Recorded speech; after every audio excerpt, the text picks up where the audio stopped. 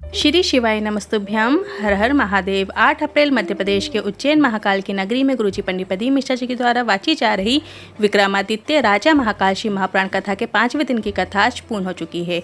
पुरी में उज्जैनी की पावन धरा में ये कथा 4 अप्रैल से 10 अप्रैल तक चलने वाली है। आज गुरुजी ने कथा में एक नया उपाय बताया है। ये उपाय उन लोगों के लिए है जिनके मन में भय आता है, गलत विचार आते हैं कि कहीं कुछ हो जाएगा, बच्चे को कुछ हो जाएगा, एक्सीडेंट हो जाएगा, व्यापार में कुछ हो ना जाए, ऐसे कुछ भय वाले गलत विचार आते हैं, गलत सोच बनती है। ये उपाय कब और कैसे करना है ये वीडियो में हम करके बताएंगे। आज की कथा में गुरुजी ने 15 उपाय पत्र और उपयोगी जानकारियाँ दी हैं। सभी की जानकारी आपको इस वीडियो के माध्यम से देंगे। अगर किसी कारणवश आपने आज की कथा नहीं सुनी है तो पूरी कथा का रास्ता तो आपको इस छोटे से वीडियो से प्राप्त हो जाएगा। तो बढ़ते हैं आज की कथा की पहली जानकारी की ओर। परिश्रम के साथ साथ अपनी ज़िंदगी में कोई कर्म भी ऐसा करते जाना कि ज़िंदगी भर लोग आपको याद करें कि इसने मृत्यु लोक में ये काम अच्छा किया है, मृत्यु लोक में लोग याद करें। बढ़ते हैं आज की कथा की दूसरी जानकारी की ओर। बैंक में पैसा जमा करने की भी एक लिमिट होती है, उसी तरह रोड पर गाड़ी चलाने की स्पीड की भी एक लिमिट होती है। परीक्षा देने के लिए परीक्षा हॉल में यदि आप बैठे हैं उसमें भी लिखने की एक लिमिट होती है, समय की सीमा होती है। पर शिव महापुराण की कथा कहती है भजन में, सत्संग में, नाम जाप में कोई लिमिट नहीं होती, करते रहना चाहिए। भोले बाबा की कृपा की भी कोई लिमिट नहीं होती, वो कितना दे दें उसका भी कोई अंदाजा नहीं होता, वो जब भी देता है क्योंकि छप्पर फाड़ के ही देता है। बढ़ते हैं आज की कथा की तीसरी जानकारी की ओर। कल एक व्हील चेयर पर बूढ़ी महिला आई थी। गुरुजी ने बताया जहाँ गुरुजी रुके हैं वहाँ भी वो मिलने आई थी। 17 साल से वो पलंग पर पड़ी थी और 17 साल बाद वो पहली बार घर से निकली। सिर्फ वो शिव महापुराण कथा सुनने के लिए ही घर से निकली थी। बढ़ते हैं आज की कथा की चौथी जानकारी की ओर। मीना प्रजापति देवास से पत्र लेकर आई। गुरुजी, मेरे बाबा महादेव की ऐसी कृपा हुई है कि मेरी मासी की यहाँ 23 साल से संतान नहीं थी। उनकी शादी को 23 वर्ष से ज़्यादा हो चुके थे, संतान सुख नहीं था। आपकी कथा में पशुपतिनाथ व्रत का वर्णन सुना, सारे व्रत कर चुकी थी।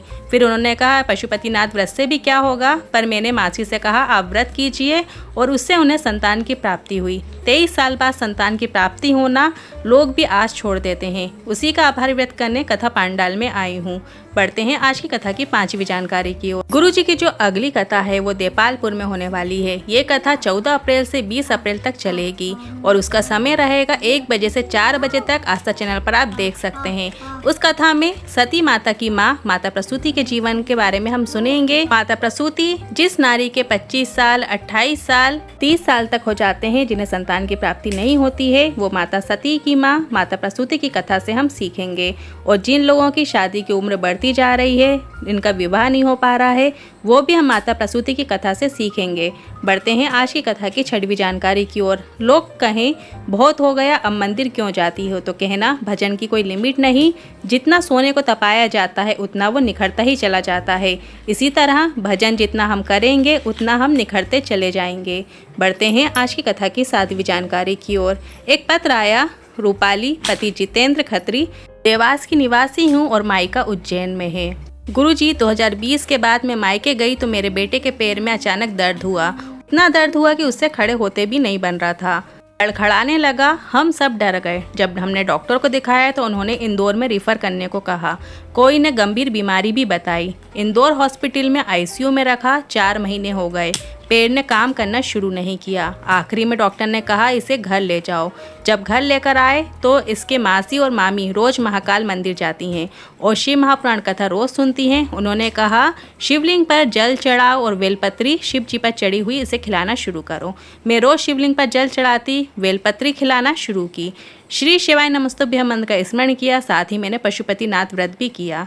जब जल पिलाते उसके होंठों पर लगाते और धीरे धीरे 8 महीने हो गए, पैरों से उसने चलना शुरू कर दिया और अब वो 4th क्लास में है, स्कूल भी जाता है। उसी का आभार व्यक्त करने कथा पांडाल में आई हूँ।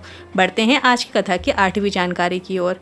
गुरुजी ने कहा जो लोग तीर्थ में रहते हैं, जहाँ जहाँ जो ज्योतिर्लिंग है वहाँ निवास करते हैं, उन्हें एक नियम बनाना चाहिए, रोज़ दर्शन करो। दर्शन भी ना कर पाओ तीर्थ देव का तो शिखर दर्शन ज़रूर करो, क्योंकि हम तीर्थ में रहते हैं, वहाँ यदि हमसे थोड़ा सा भी पाप हो जाता है तो वो ज़्यादा कहलाता है।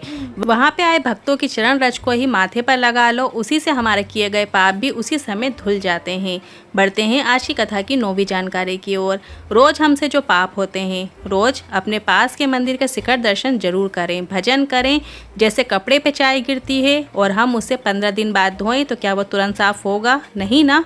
और यदि चाय गिर गई कपड़े पर और उसी समय धो लिया जाए तो तुरंत वो छूट जाती है। इसलिए रोज़ भजन करें, रोज़ शिखर दर्शन करें, रोज़ जल चढ़ाएं, रोज़ नाम जाप करें। इनमें से यदि हमने एक चीज़ भी कर ली तो हमारा जीवन सार्थक हो जाता है।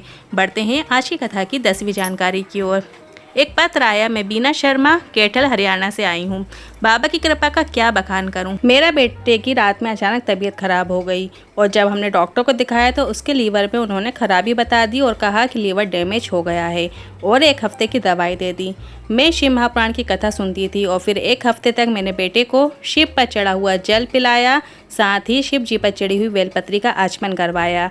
1 हफ्ते बाद जब 2022 में दोबारा मेरी बेटे की जांच हुई तो उसका लीवर ठीक हो गया था, दोबारा काम करने लगा था। उसी का आभार व्यक्त करने कथा पांडाल में आई हूँ।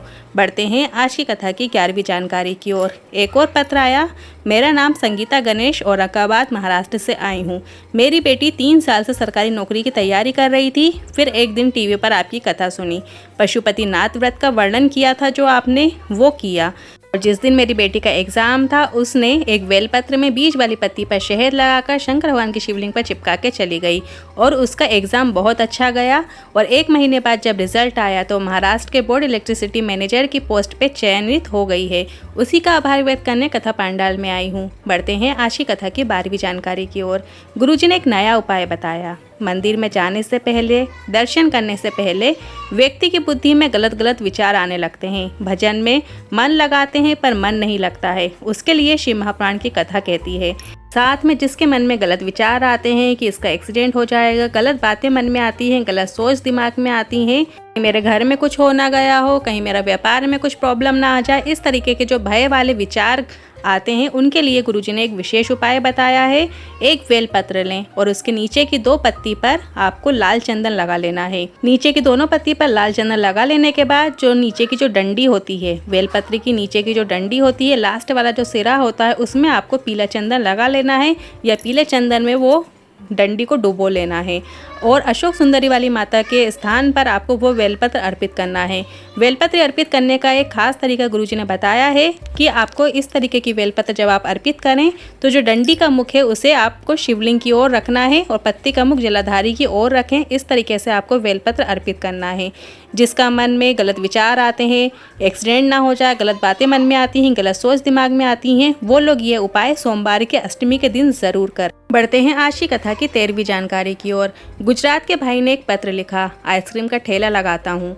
एक बार आइसक्रीम के ठेले में घाटा लग गया और मैंने कर्जा ले लिया और मेरा कर्जा बढ़ता चला गया। वो तब बिलखता था, ठेला ही उठा के ले गए। सब्जी बेचता, रोड पर बैठता, पर सब्जी की टोकनी भी उठा कर ले गए। जिससे मैंने कर्जा लिया था वो लोग उठा कर ले जाते थे। बड़ा दुखी तकलीफ में था। आखिरी में उस कतार पर पहुंच गया कि अब प्राणों को भी नहीं रखना है। फिर मेरी पत्नी ने कहा एक बार पशुपतिनाथ व्रत कर लेते हैं। सीहोर वाले महाराज कहते हैं कि एक बार करके तो देखो। और मैंने साथ ही आंवले के वृक्ष की पूजा करना शुरू की। 2 सोमवार ही निकले थे मेरे पशुपतिनाथ व्रत के और कोई निकल के जा रहा था। उसने कहा मैं ठेला तुम्हारा छुड़वा देता हूँ। 20 से 22 हज़ार का कर्जा था और बाबा की कृपा से वो कर्जा भी चूक चुका है। आइसक्रीम के अब मेरे पास 4 ठेले हैं। बाबा की कृपा से सब कुछ ठीक हो चुका है, अच्छा चल रहा है। उसी का आभार व्यक्त करने कथा पांडाल में आया हूँ। बढ़ते हैं आज की कथा की 14वीं जानकारी की ओर। गुरुजी ने कहा घोड़े के पीछे और पैसे वाले के आगे कभी मत चलना, ये कभी भी लात मार देते हैं। अगर चलना हो तो महादेव के पथ पर, महादेव के द्वार तक चलना, वो हमेशा साथ देगा। बढ़ते हैं आज की कथा की 15वीं जानकारी की ओर। एक और पत्र आया। दिनेश जी महाराष्ट्र से पत्र लेकर आए।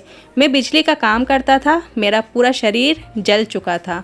डॉक्टर को दिखाया तो डॉक्टर ने कहा 75% शरीर जल चुका है, अब पहले जैसा आपका शरीर नहीं हो सकता। पर मेरी पत्नी ने आपकी शिव महापुराण कथा सुनी थी और मेरी पत्नी ने हिम्मत नहीं हारी। डॉक्टर ने कहा तुम चल भी नहीं पाओगे। और तुम्हें चलने में भी 45 दिन का समय लगेगा। पर मेरी पत्नी ने 20 दिन में शंकर भगवान पर जल चढ़ाती और उस जल का आचमन मुझे कराती, मेरे पूरे शरीर को पोंछती और बाबा की कृपा से मैं 20 दिन में ही चलने लगा हूँ और पहले जैसा मेरा पूरा शरीर हो गया है। डॉक्टर ने जहाँ कहा था कि 75% शरीर जल चुका है और अब मैं पहले जैसा हो चुका हूँ, उसी का आभार व्यक्त करने कथा पंडाल में आया हूँ। आज की कथा आपको कैसी लगी कमेंट बॉक्स में जरूर बताइएगा। उपायों से लेकर यदि मन में कोई सवाल है तो आप कमेंट बॉक्स के जरिए पूछ सकते हैं। वीडियो थोड़ा भी उपयोगी लगा हो तो वीडियो को लाइक करके कमेंट बॉक्स में हर हर महादेव जरूर टाइप कीजिएगा। श्री शिवाय नमस्तुभ्यम।